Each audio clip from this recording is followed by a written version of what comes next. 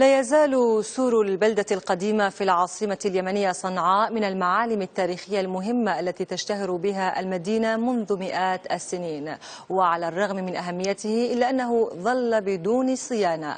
ولحسن حظ أهل هذه المدينة فقد قامت منظمة اليونسكو مؤخرا بتنفيذ حملات للمحافظة على صنعاء القديمة شملت ترميم السور العتيق.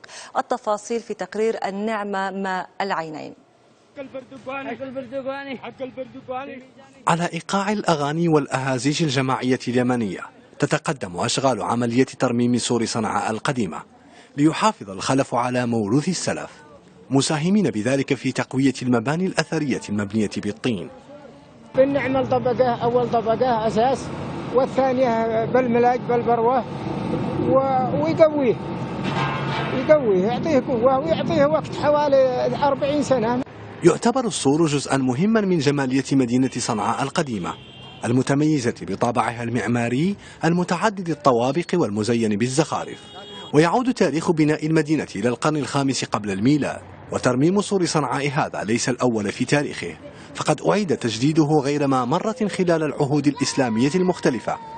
وبني على مراحل كثيرة، كونت فيه عدة أبواب، باب الصباح، باب اليمن، يعني كان المدينة 7 أبواب وكانت محصنة بهذا السور.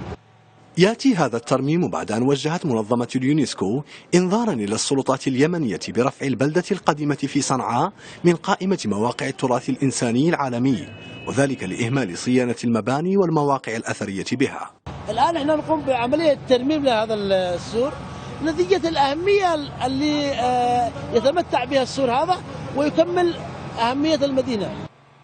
سور صنعاء القديمة شاهد على تاريخ اليمن يرمم ليبقى شامخا في الوجود، محافظا بذلك على تاريخ العصور القديمة ومحصنا لأصالة هذه المدينة التي تعتبر متحفا حيا وغنيا بآثار تاريخية نادرة.